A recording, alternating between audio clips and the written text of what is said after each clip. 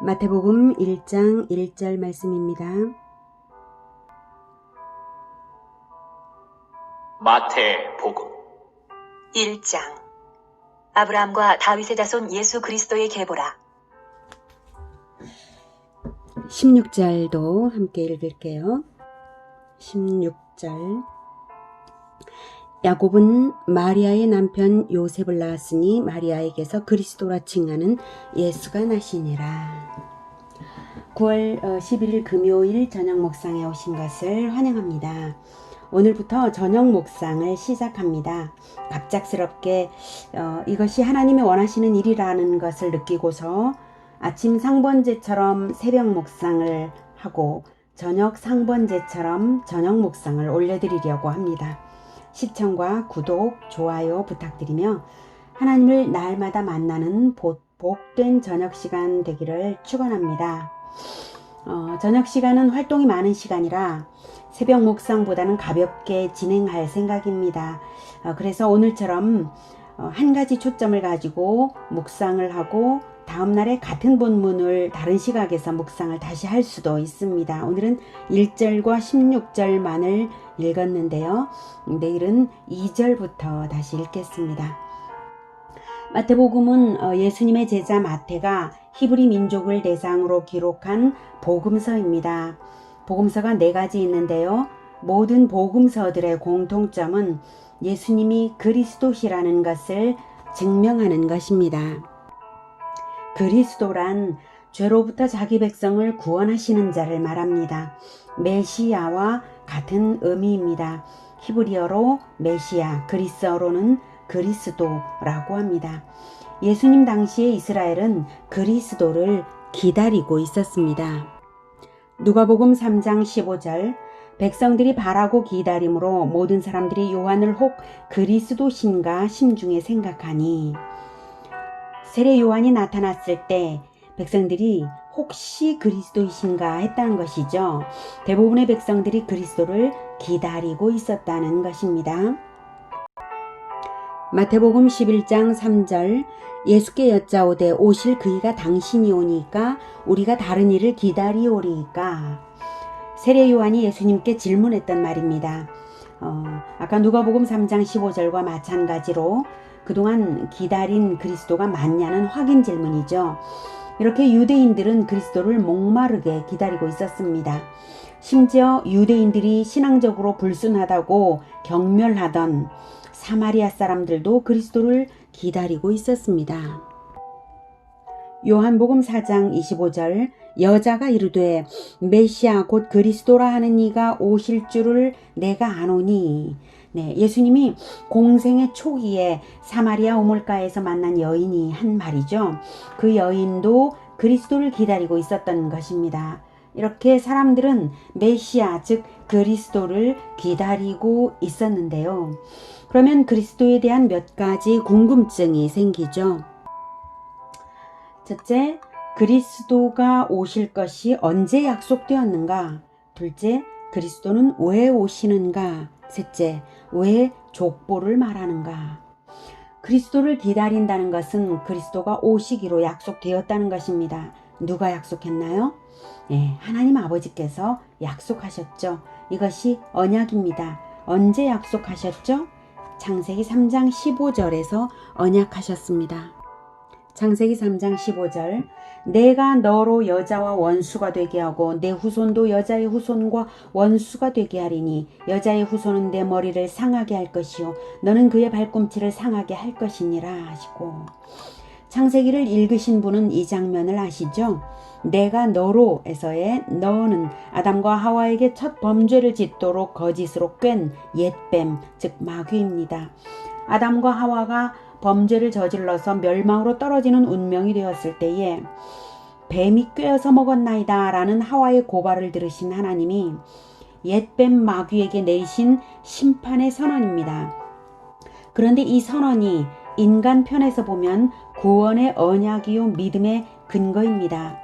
마귀의 종이 되어버린 인간을 구원하는 일은 반드시 마귀의 머리를 밟아 승리해야 하는 일이기에 마귀에 대한 심판이면서 승리자인 여자의 후손 편에 서는 사람들에게는 구원이 될 것입니다.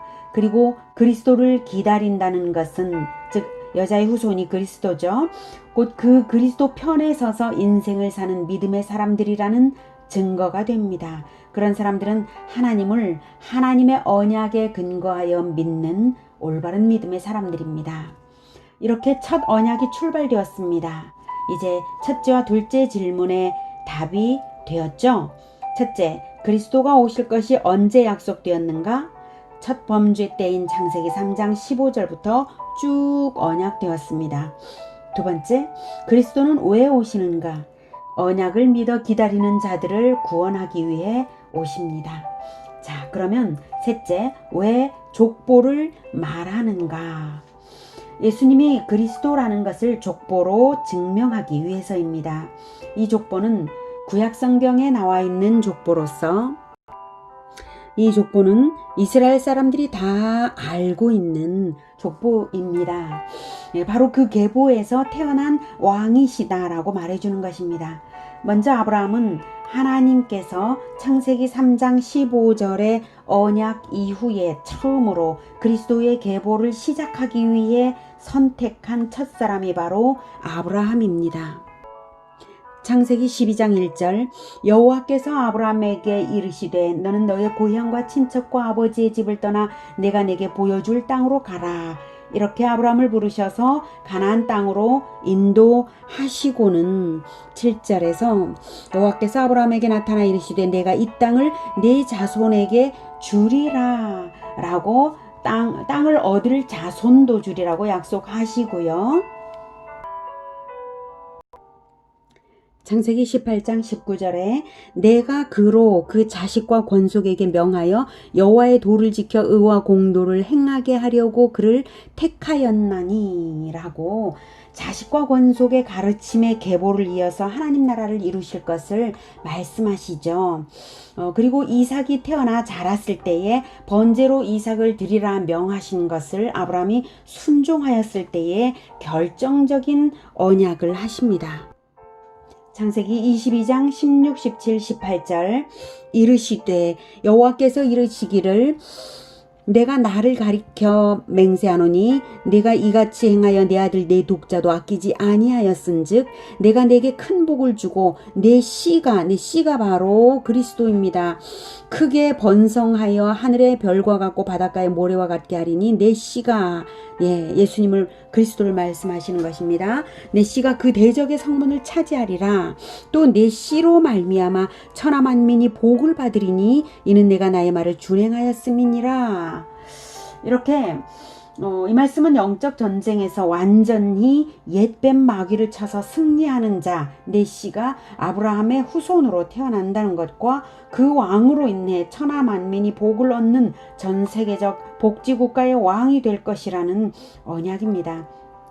그래서 마태는 복음서의 첫머리에 그리스도 예수님의 계보를 시작으로 예수는 그리스도시라는 것을 말했고 아브라함과 다윗의 계보를 말하는 것입니다. 다윗에게 주신 언약에 대해서는 내일 보시겠습니다. 여러분, 예수님을 믿는다는 것은 언약을 믿는 것입니다. 구약시대 사람들이 그리스도를 기다린 것처럼 우리도 다시 오실 그리스도를 기다리는 것이 언약을 믿는 것입니다. 믿음은 이미 이루어진 일만 인정하는 것을 믿음이라 하지 않습니다. 하나님의 언약을 믿어서 언약이 명하는 계명을 실천하며 다시 오실 왕을 기다리는 백성의 태도가 바로 믿음입니다.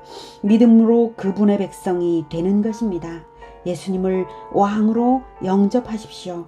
그 언약을 믿으십시오. 언약을 믿기로 하셨다면 언약에 따른 계명을 실천하십시오. 오직 그리스도는 한 분 예수님이시고 그리스도를 보내기로 약속하신 분이 바로 하나님이시므로 예수 그리스도를 믿음으로 말미암아 하나님의 자녀가 되는 것입니다.